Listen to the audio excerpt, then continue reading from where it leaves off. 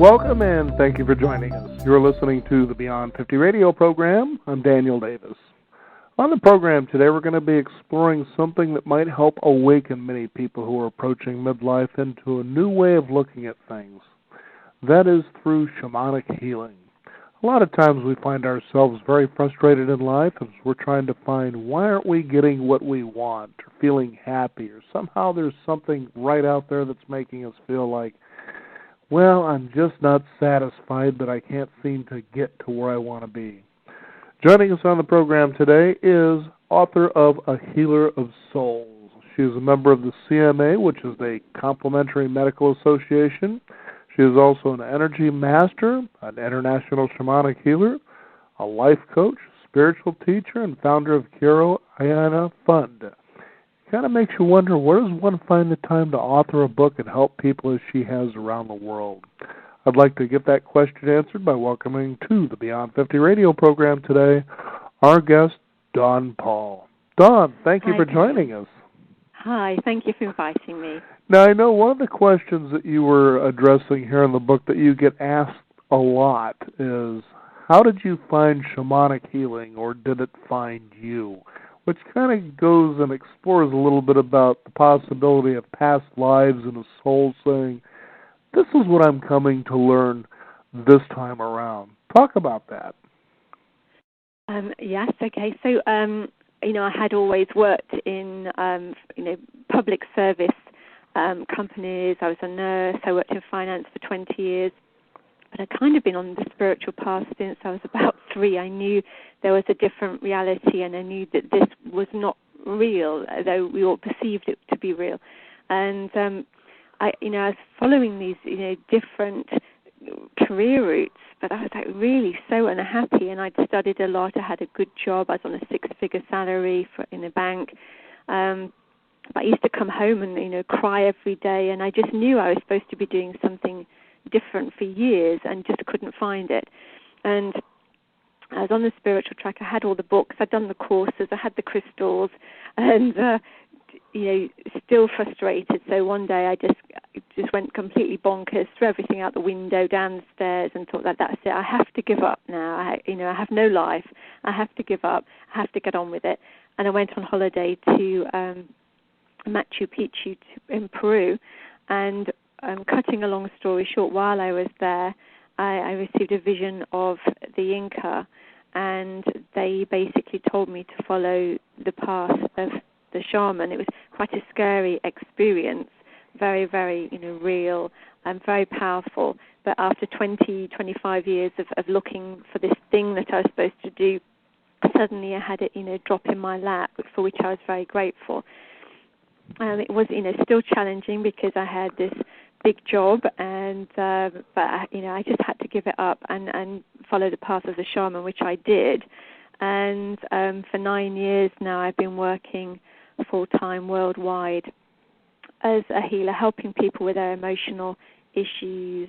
And obviously, you say, as you say, we've got the book A Healer of Souls as well that came out at Christmas. So I'm very happy that that's finally out.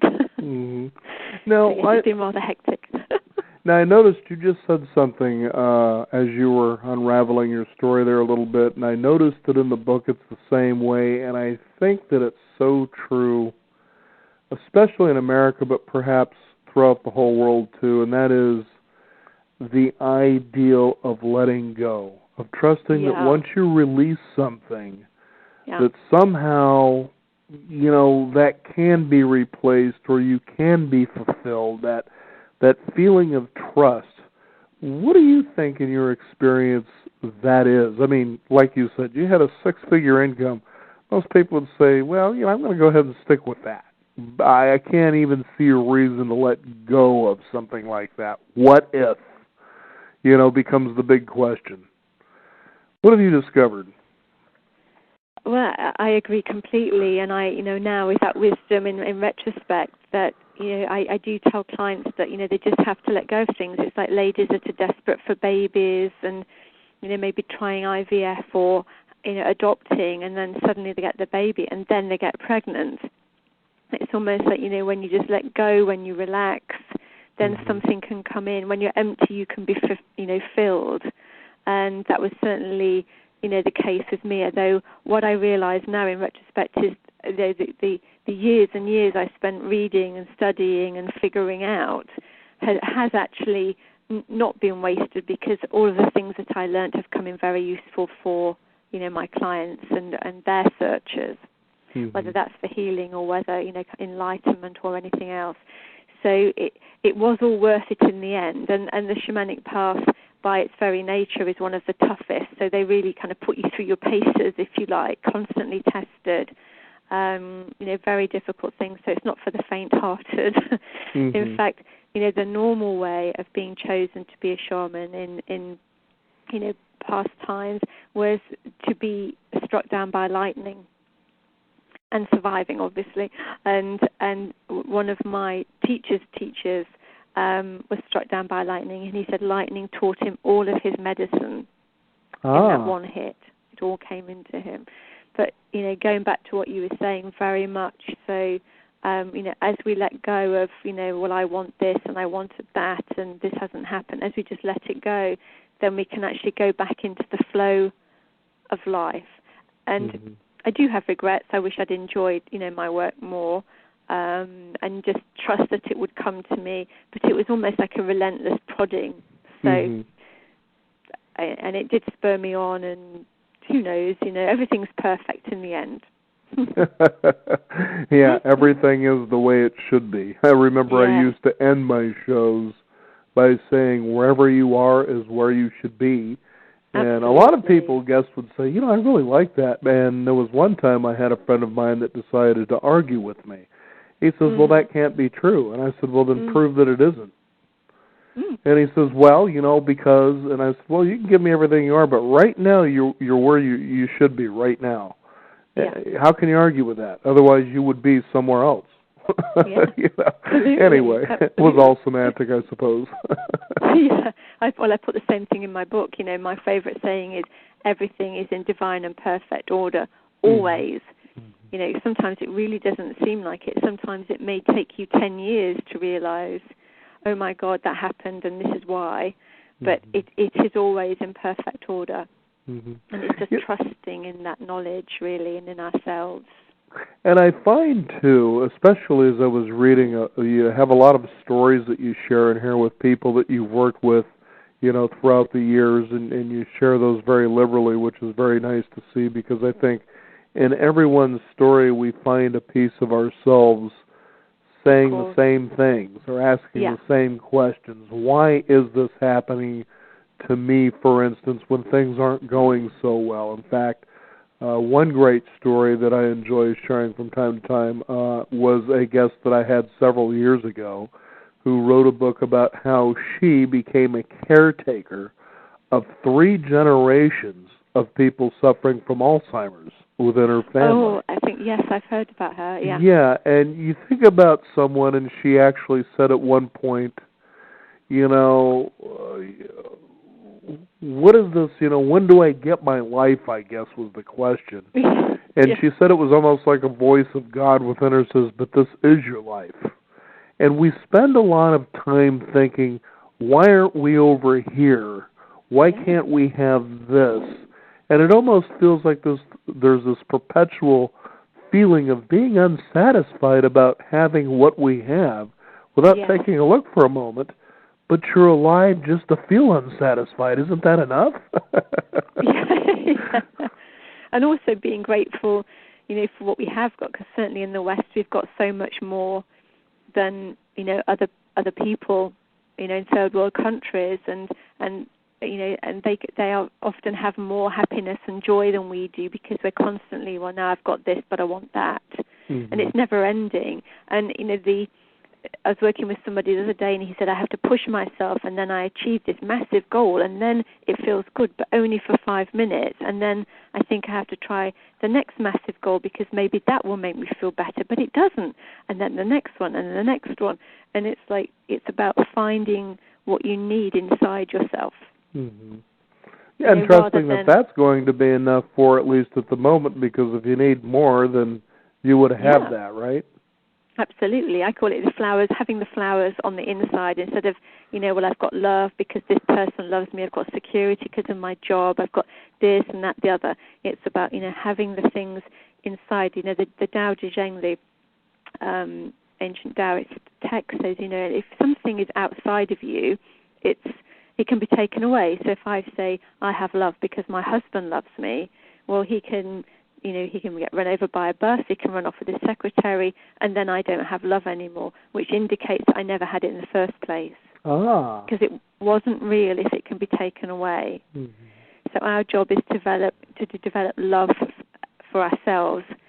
If I say I've got £2 million, therefore I am secure, well, somebody could take the £2 million, the bank could collapse, the shares could collapse. I actually haven't got security, and I'm probably always going to be insecure, still worrying, but what if the share price goes down, but what if this, but what if that? Mm-hmm. So the £2 million doesn't give you security, knowing that I will always be all right, and I'm protected, and I'm smart, and I can figure things out. That's security. Mm-hmm. And I think, a lot of people have been challenged with that in this financial crisis, and I think that is one of the reasons why, as well as building stronger community links. And that's such an interesting paradox, Don, especially here in the United States, with how much blame is going around for, who is the cause for the suffering when it comes to this financial crisis. And the clear answer is everybody is. Yeah. You were the one that picked up the pen believing you could actually afford a $600,000 mortgage when you were paying $500 a month for rent.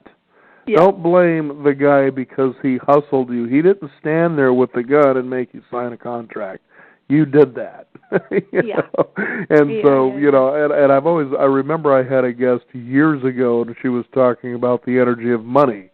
And that actually became the title of a book by the same name, and so she was going around doing workshops. And what she was talking about was how she came to learn about what it is to face the truth of why you decide to do what you do.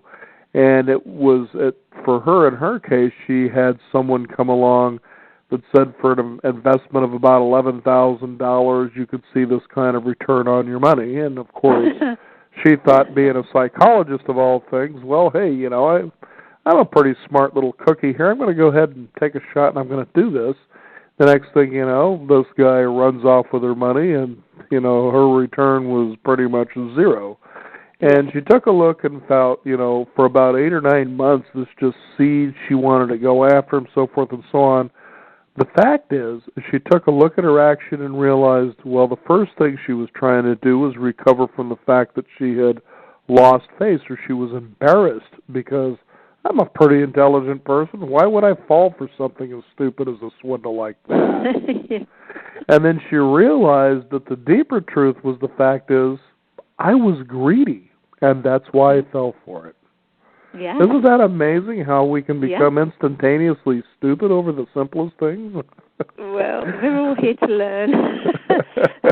and I think that, a lot of people, say to me, well, why has this happened to me? Why has that happened to me? And I'm like, well, realistically, we aren't here to have, what I call a silver spoon lifetime, where everything just goes perfectly. We are here to learn and grow, and opportunities come to enable us to learn and grow and to evolve as souls, because that's the purpose of us being here.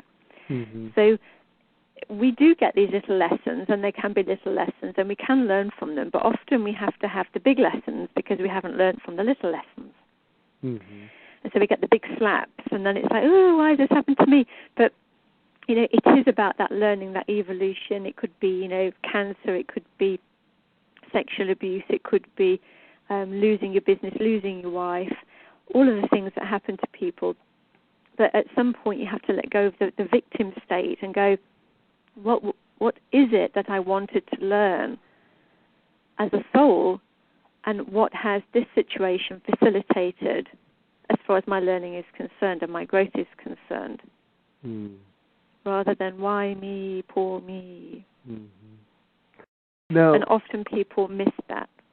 I know that there was a story in your book that, for me, really kind of put home that a lot of people might want to pay attention to, I guess, the way that you'll explain this, but there was a story that you had about a man who had actually been to prison several times. And, of course, ultimately one of them was for manslaughter, and that was about the time that he had this awakening where he says, I think I'm getting it, and I'd like to go out and reach into the youth and find a way that I can actually affect lives through my experience. And then he was, though, finding a lot of the doors being shut, and that he wasn't able to do this and was becoming frustrated, as I'm sure he would. It's exciting when you find something you really want to share and serve others with, which ultimately I think we all should be doing in the first place. But the fact is that he began to realize that he was perpetually punishing himself. Now, here's the interesting question. Now, as a shaman, or someone who has been inducted into shamanism, I think that when you take a look at souls and past lives and the way organized religion from the beginning of the dawning of man has been able to come through and basically pound guilt, into us about what God thinks about us. This was certainly what he was struggling with, along with a few other people. But to me, that's really an ideal. I remember I was talking with a hypnotist, for instance, who said just that thing, that one of the biggest fears, in fact, the biggest fear that people are really trying to overcome is their disconnection to God. What do you say to something like that? Well, I see it all the time, and I think that, people will probably kind of poo-poo the whole thing and go, well, I'm not religious. But you can guarantee, those people in Oklahoma, whether they're religious or not, they would have been praying. So we have this connection. We can acknowledge it or not, but it is there. And when we do something that maybe we deem to be, in commas, bad, we feel that, we have sinned, and therefore we're kind of doomed. And as this guy, thought, well, that's it, I'm doomed now. So that's it for me. So might as well carry on doing bad things, because there's no way I can move, from here. And it's about recognizing that, God isn't wanting us to do anything. He's just observing, and he's not giving out punishments. We are creating our lives for ourselves before we incarnate. And he's observing. He's obviously hoping that we're going to, do good things, because our job is to make him brighter. That's his aim for himself in his evolution, because everything, absolutely everything, is trying to evolve. And I say his, but really it's like an it. It doesn't have a sex, but it's just easier to use the his. So, we come down here and then we judge ourselves, and then we believe that he's judging us. But, I think, and this is very difficult for some people to take, but I think, Hitler's in heaven along with everybody else. Because everybody's given free will. If you say to your child, you can do whatever you want, and I will still love you, you can't then turn around and say, well, you shouldn't have done that.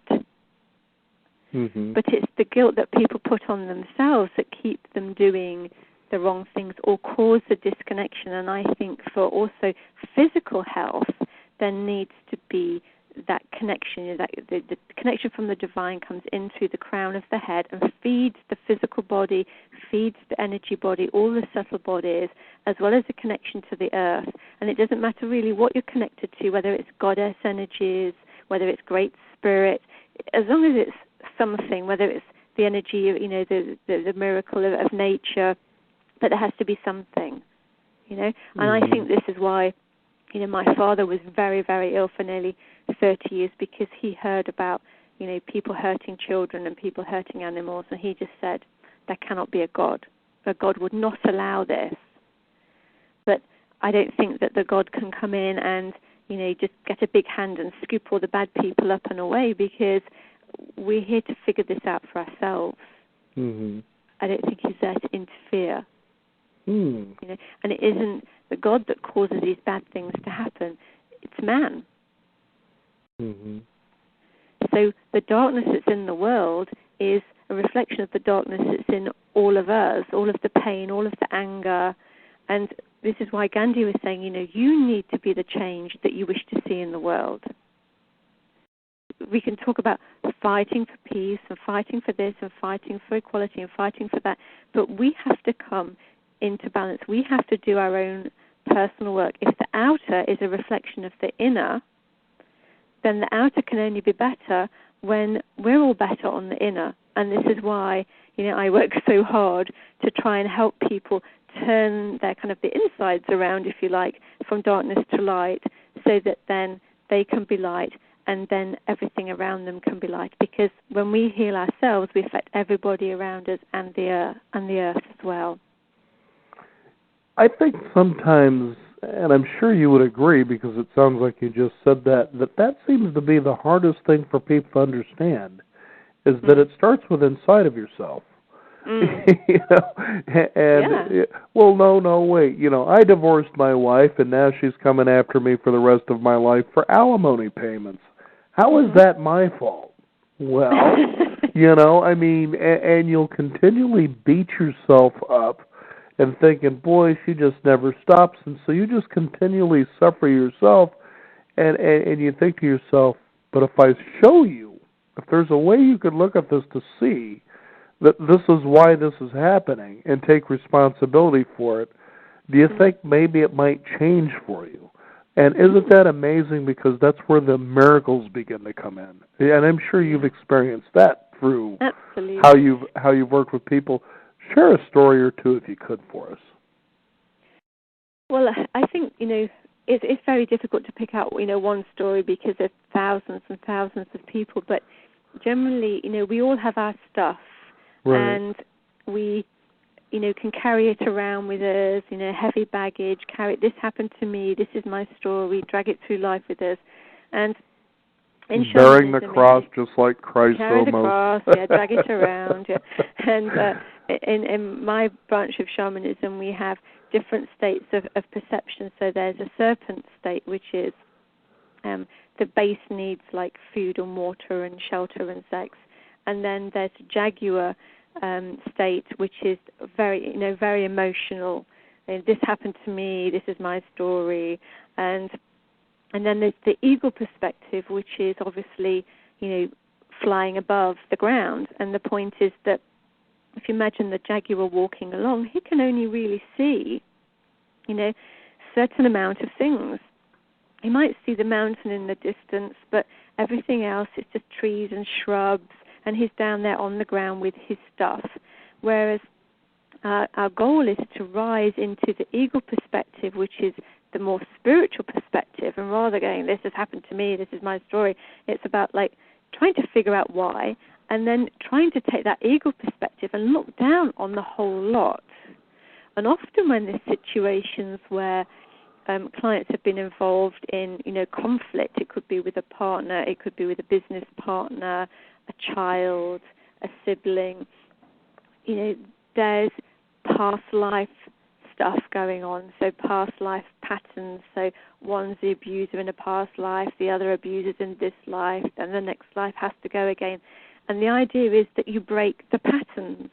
Mm-hmm. And if you can come into this place of peace and acceptance, I'm not a Buddhist, but there's quite a lot of Buddhist philosophy in the book because it's perfect for dealing with life. These kind of laws, spiritual laws of non-judgment, as in this is good or that's bad.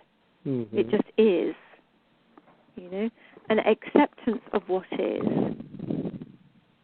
and trust and faith that it's all happening for a reason. And sometimes, as you say, when you stop fighting, whether it was me fighting my spiritual path or lack of it, or the fact that I haven't got this and I haven't got that, or all of the other things, this person's done this to me, when you just stop and you just accept it and go, well, this just is, often you find this thing just eases.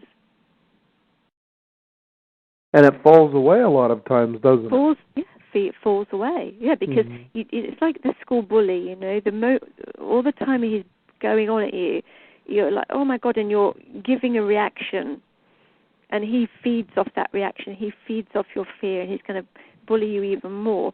The moment he goes, well, I'm going to beat you up, and you go, yeah, all right, then come on, he's going to go, oh. Doesn't seem so maybe he's interesting anymore. Go find somebody else, because the fun has gone. When you go, yeah, all right then, whatever. That was much like, it reminds me, Dawn, of when I was in early grade school, and I would get picked on because at the time I had big ears. Uh-huh.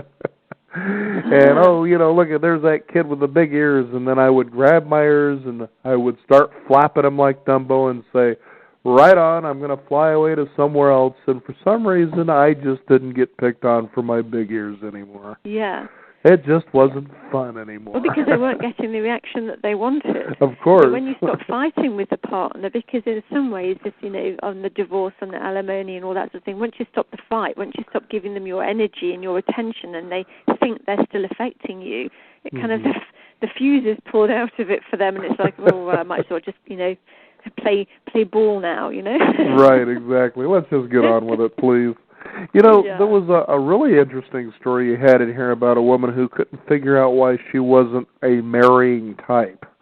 And I really like that because it really shows, again, we're talking about self-responsibility, and I think that's the first step, that you really hit it quite constantly in here. And I'm sure that readers, as they read this book, A Healer of Souls, they'll catch glimpses and go, could it really be that easy? And I say, yes, it is, but it can also be a little hard, too, because, as you talk about, ascending one step at a time toward enlightenment, the lessons get a little harder. Happiness becomes a little more elusive than it was before, but ultimately it starts becoming greater and deeper all at the same time. Isn't that interesting how that works? Absolutely. And as I say in the book, happiness is a choice. You've got the chicken poop or the chicken salad, scenario. What's it going to be? It's still chicken, right? Yeah. And it's, choosing how to react. So even the Buddha said, if this is you standing up straight, and there's a big boulder coming towards you, and the boulder represents some, crisis in life, some trauma, something, you can't govern that. You have no control over that. It could be karmic, it could be if you're learning, it could be anything. But it's going to come. That's, one thing you can guarantee. But the one choice that you have is whether you allow yourself to be, thrown all over the place by it, and oh no, not me again, and oh my God, I don't believe this, or whether you just stay standing, looking at it, going, okay then. And what am I going to do with this, and how am I going to choose to react? Because you do not need to change your state. There's a marvelous book, I'm sure you've probably read it, Man's Search for Meaning, Viktor Frankl. Mm-hmm. But the man in the concentration camp. Yes, no, I know exactly who you're talking about. And he realized that, some people were, they had terrible situations in the concentration camps, but some people were giving away their little tiny piece of bread that they had and helping other people, and they were not letting it affect who they were. And he saw that everything possible, they had no clothes, they were out barefoot in the snow, they were being shot willy-nilly, seeing their loved ones killed, but he said the one thing that cannot be taken from a man is his choice as to how to behave in any given situation. And I think a lot of the time we go into conditioned responses. So I know for many years, my mum's quite dramatic, and if something happened, I'd be like, oh my God, and it was almost like I didn't even think about it. I just reacted instantly, preconditioned a set of responses. And part of healing is to look at those responses and go, well, A, are these really mine? B, are these really necessary? And see, what other way could I deal with this situation? Rather than assuming it's bad. Because as we all know, there are gifts in many, perceived bad situations, like getting cancer, for instance. Lots of people say it's the best thing that ever happened to them. It completely transformed their lives because they used it as a catalyst for change, for example. So all of these things are sent not to punish us, but to give us opportunities for growth. And also, we have to remember that we are in control of our responses. Not what comes, but how we respond. Whether we panic, whether we, jump off the pier, or whether we just go, okay, let's look at it.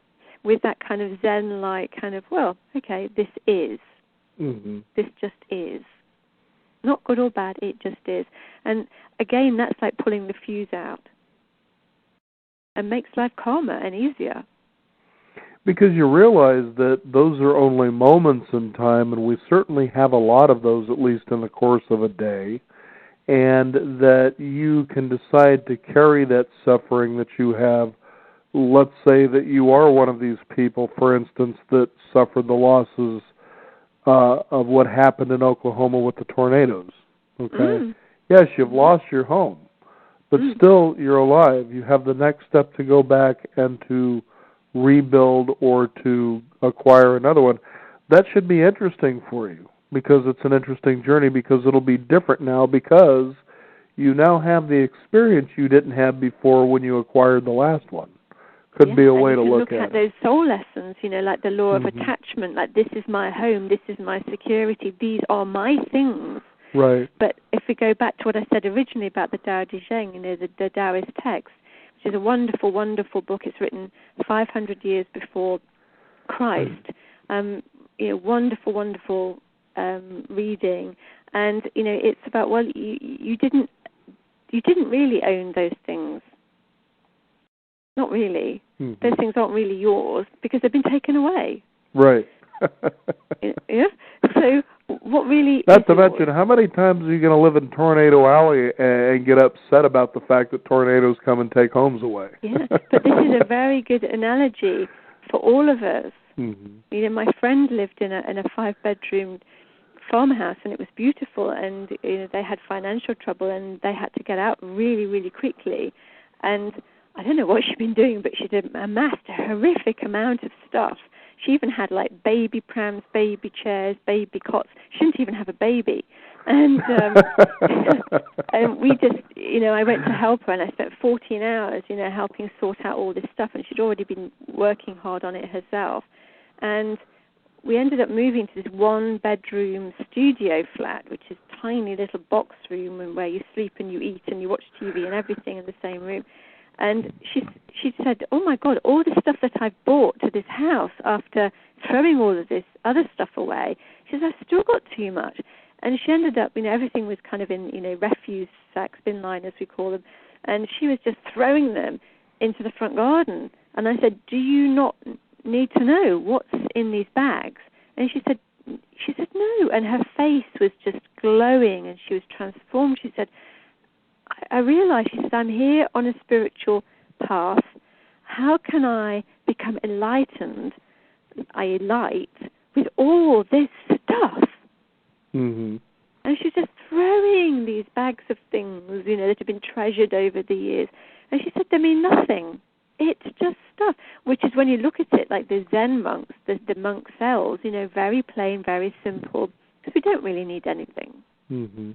And I think that, again, this financial crisis is, helping us to simplify our lives and come back to what is real, which is, nature, connection to the earth, connection to each other, friends, simple things, watching a spider make a web, rather than this phone, this television, this vase, this handbag.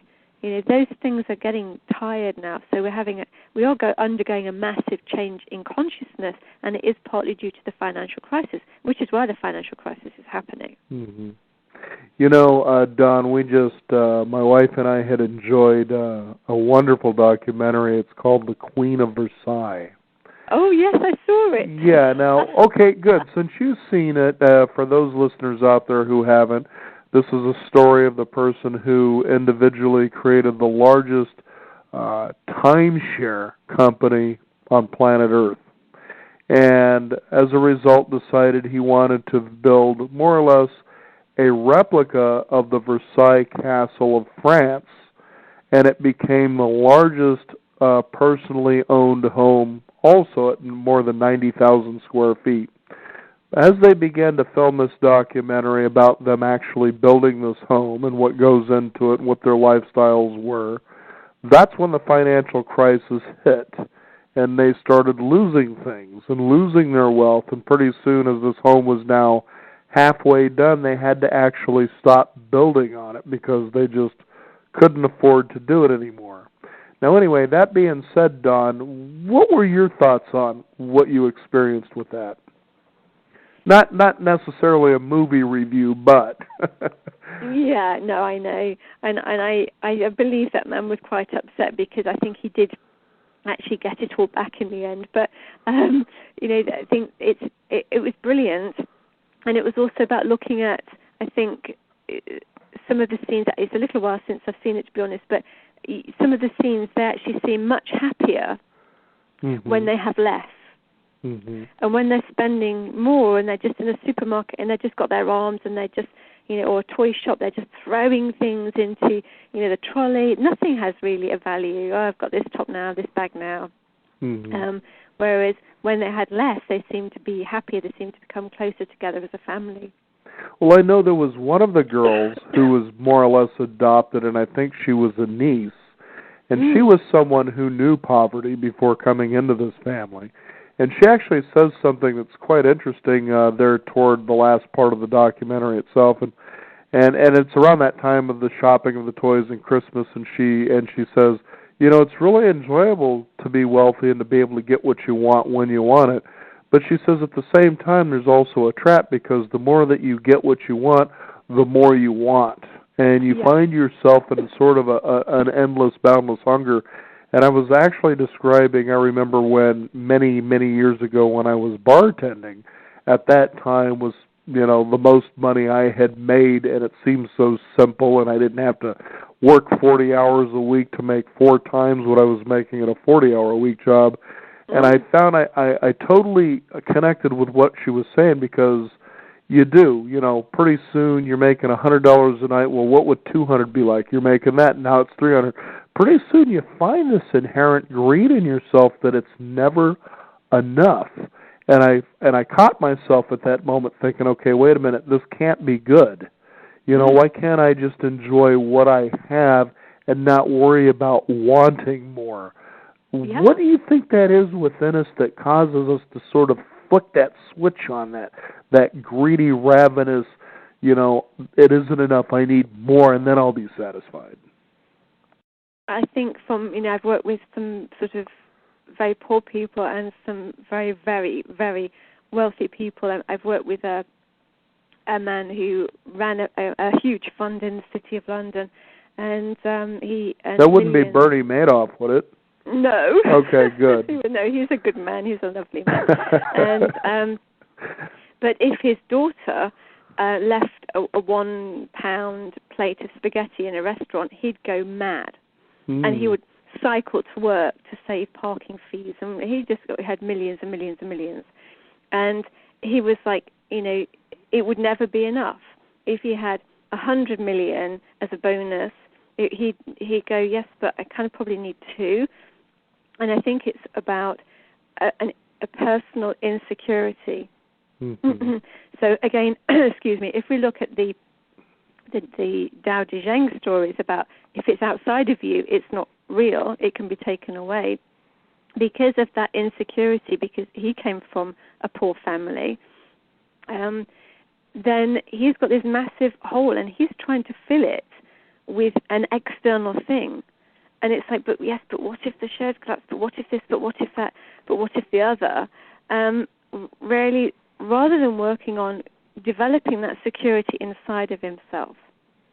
And also, it's just like the rat race, and it's the keeping up with the Joneses and trying, it's a self-esteem thing, isn't it? Like, I'm good, I'm a good, worthwhile person. Mm-hmm. But we all can look at, pop stars and film stars that have had all of the money and that have had, or killed themselves, or depressed, suffering depression or drugs or things like that, because it isn't the money, because you can have things, but if you haven't got friends and you haven't got love and you haven't got peace in your heart, you're not going to be happy. I mean, when I was on the 6-figure salary, at the bank, I was crying every day. And I didn't even, buy anything because I was too depressed. I was just like, oh, God, this is just like wasting my life, and I know I'm supposed to be doing something more. And now I'm on, a quarter of that, maybe less. And it is, hard because, I can't buy what I want. I can't go where I want. I can't do what I want. But do I go to bed at night feeling that, I've done good things and that I'm happy with and that suit me as a soul? Yes. Do I feel fulfilled? Yes. Does it bring me joy to see other people moving forward in their lives? Yes. So I think people that are, unhappy, that have voids, maybe, I had a very successful man come the other day, and he was very young, and he'd made an awful lot of money, and he worked extremely hard because his father had money but come from nothing, and it was like, I have to prove myself to my father. And he nearly had, a nervous breakdown because of all of this, working, living on adrenaline. And he said, I've got all this stuff, he said, but I don't even have a moment to enjoy it, and I don't enjoy it. It's just more, more, more. And he suddenly realized that he didn't need to prove himself to his father anymore. He just needed to be happy with himself. So a lot of the time it's about proving things to the world, to other people. Yes, I'm good because I've got this handbag. And, where it's interesting for me, I'm still in the same tiny cottage that I was in years ago, and it's about, well, people come to see me. They don't come to see my house or my handbag. So I think that's what drives us. Now, when it comes to the soul, as you talk about in A Healer of Souls, is that we come here for life lessons through human form, through human existence on Earth. Until we get to a point that we no longer need that, then we move on. Now, there are times that, as you described, that people feel a loss of soul. First of all, what is that like? Because you also work with soul retrieval. So what happens when a person loses their soul? Do they actually physically lose it, or what happens there? Okay, yes, in a nutshell. So let's take an example. I guess Hitler could be a good example of that, possibly. I don't know, but... let's not use Hitler. Because, I just remembered you talked briefly in the book about him, and, is he up in heaven? Well, of course he is, but he made some poor choices here on Earth. Well, the thing is, just quickly on him, we all have this darkness inside of us, and he pitched up to take on that collective darkness and act on it, so we can all go, what a nasty bad man. The truth is, if that darkness was not inside all of us, that could never have happened. I think a lot of people felt that way about George W. Bush as well. So yeah, but as far as the soul is concerned, and this is not a very nice example, but it's probably the one that people will recognize. So in newspapers and magazines, if you read about a woman that's been raped, she'll often report that she watched, as it was happening, she watched the whole thing from above herself. She looked down on it happening. And this is because the soul is like a fragile thing. Imagine it's like a thin sheet of glass. So it knows it's fragile. It knows it needs to be protected, and it is not going to want to experience what's going on at that moment. So the soul, the spirit, comes out of the physical body, which is why she's looking at herself from above. And then after the event, if it came fully back in, she's going to be reliving the whole thing and fully present with it, which would be too much. So soul loss is a protection mechanism. It first starts between the age of 0 and 10. So that time when you may be jumping from this stair, then that stair, then the highest stair, or the apple tree, and you're kind of invincible. And then all of a sudden maybe you fall, maybe you break your leg, or maybe your dad leaves, or something happens, and all of a sudden it's like, oh, I'm not quite as safe as I thought I was. Mm-hmm. I'm not quite as invincible as I thought I was. Soul loss can happen then. Okay. And then it sets up a repeating pattern. So the way I describe soul loss to a person is that if you imagine an orange, and the skin of the orange is the body, the physical body of the person.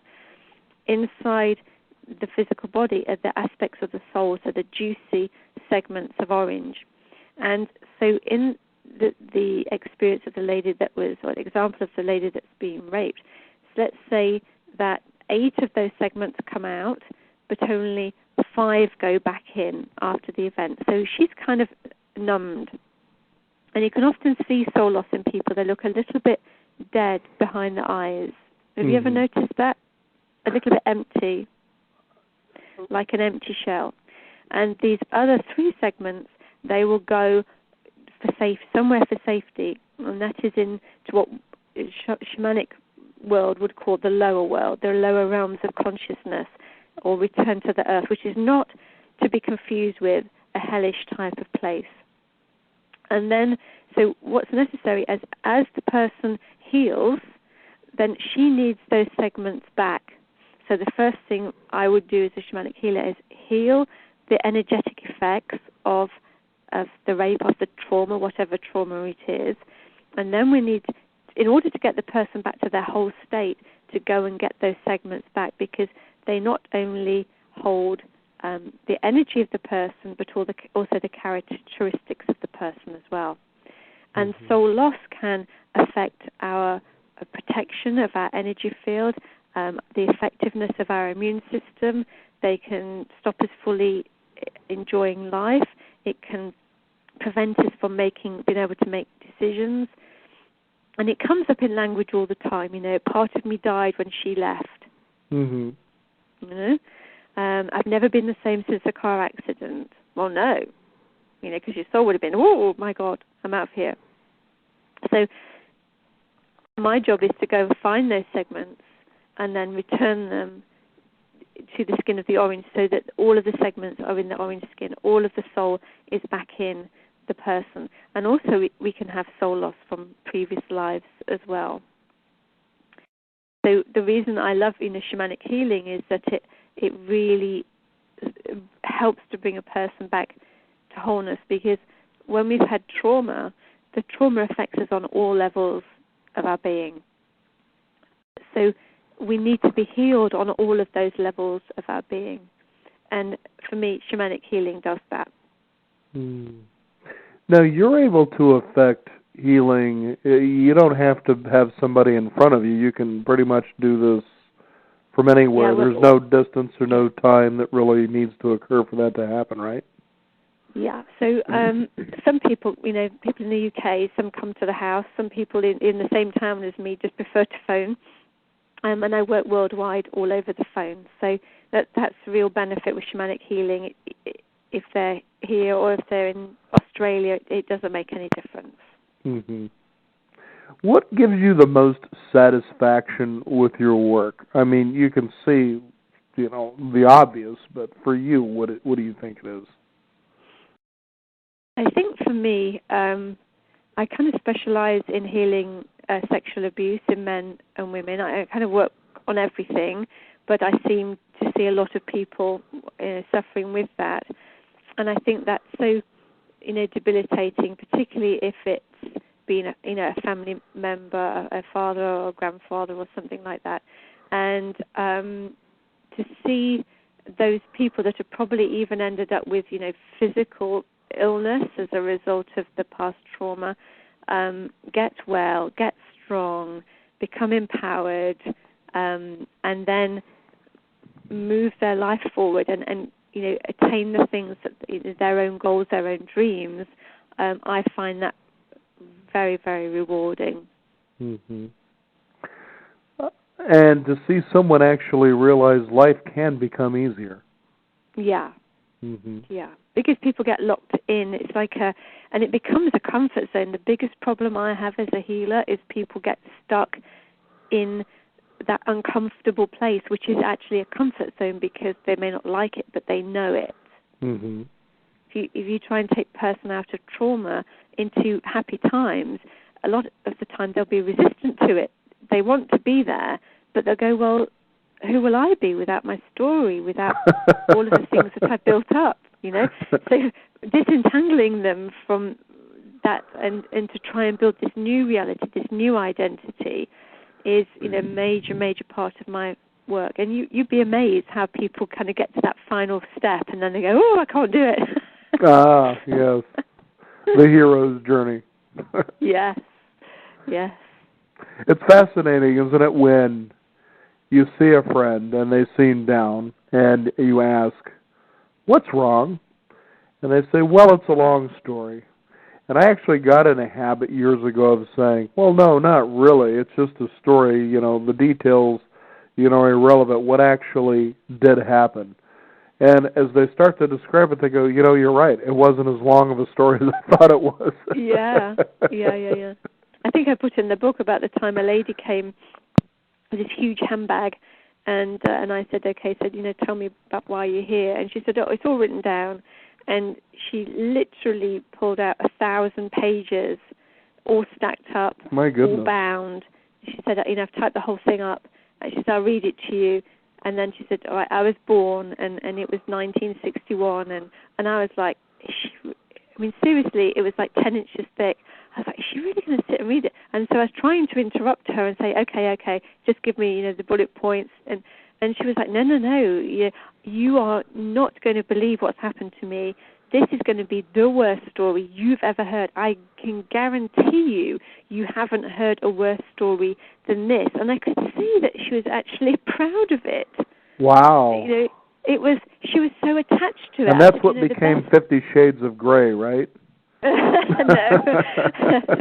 But I said to her, you know, the best thing you could do with that is to burn it. And she was like, she looked horrified. She nearly ran out the door. And I said, you know, you cannot move forward taking this with you. And she said, but it, you know, but then if I don't carry this with me, then all of that stuff, it doesn't get punished. I said, of course it does. Karma will take care of all of that. I said, but you're suffering. I think she was 65, and she'd held on to this stuff, you know, for 60 years, pretty much.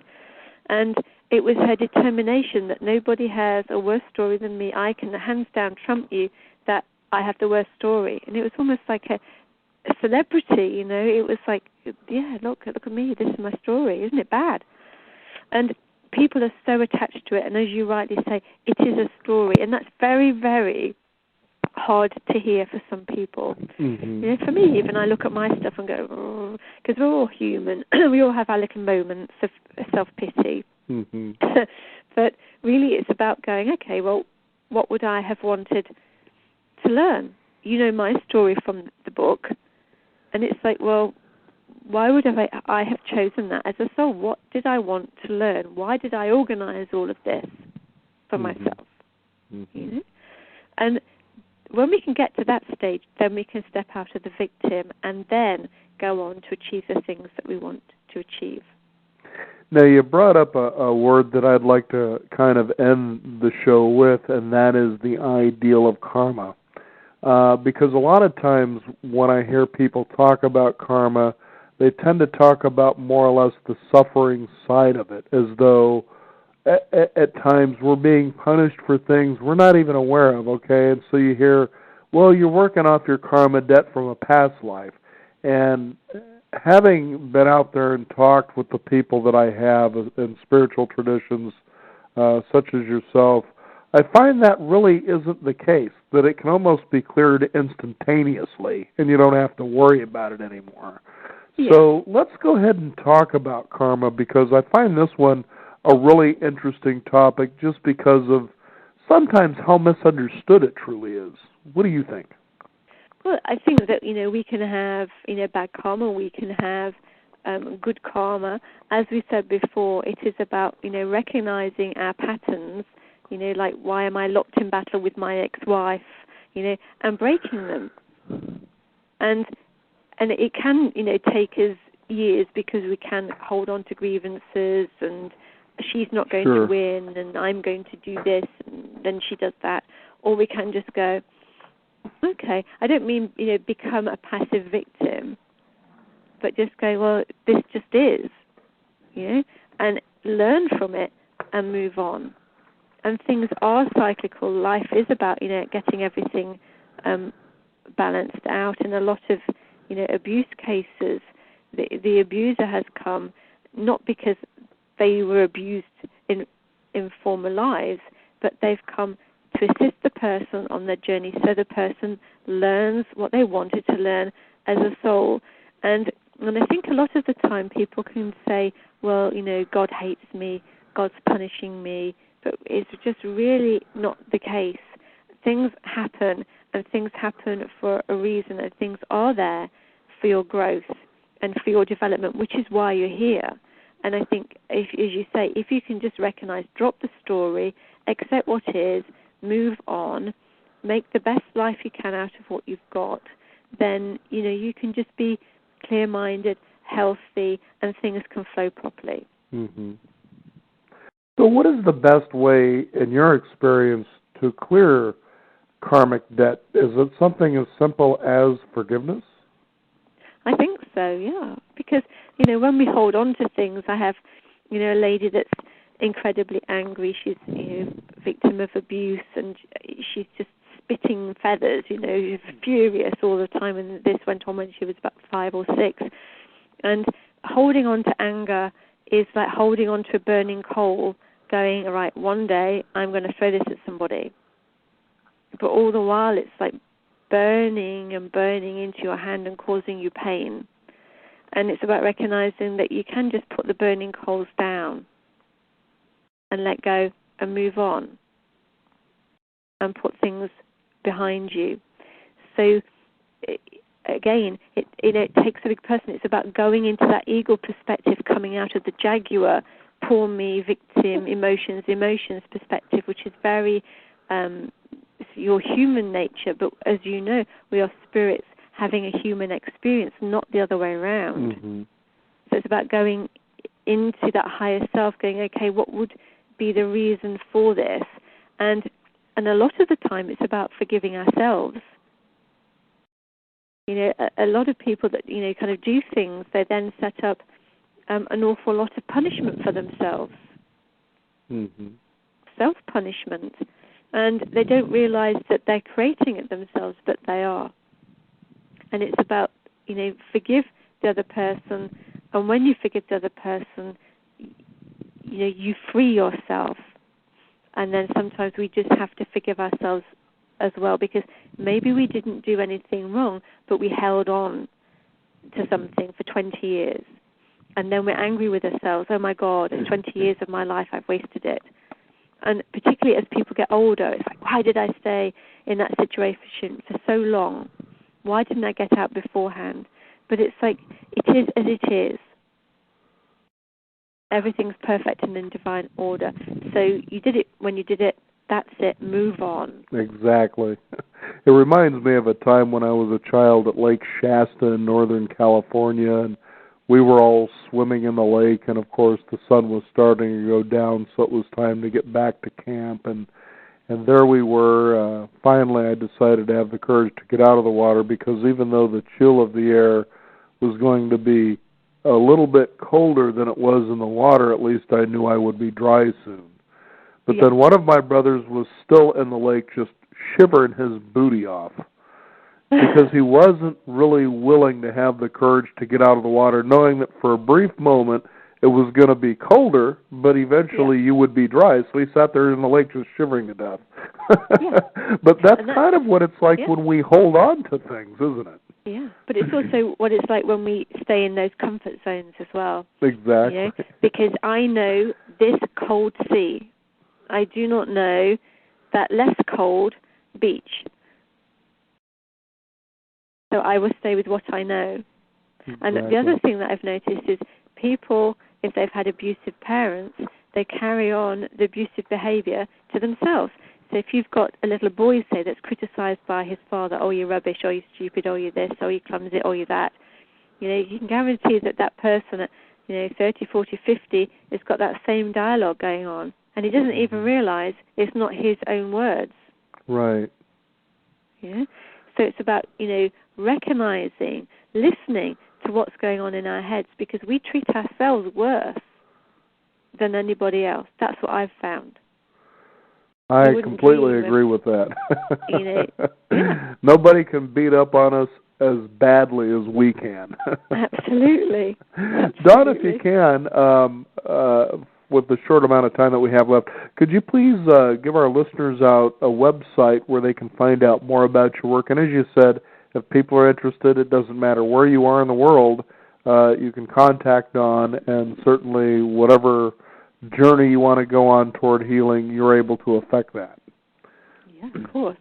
So the website is at www.liberate-online.co, that's co.uk, liberate-online.co.uk.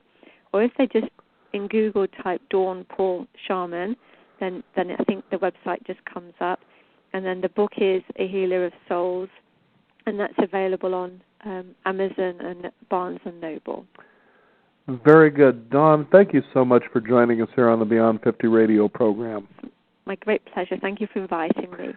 You bet. Again, the book is A Healer of Souls. Our guest today, Dawn Paul. Be sure to visit us at our website, which is beyond50radio.com. That is the number 50. We will have a hot link there for you as well for A Healer of Souls so you can find out more. We want to thank you for joining us. This is the Beyond 50 radio program. I'm Daniel Davis, and remember, live your day past halfway.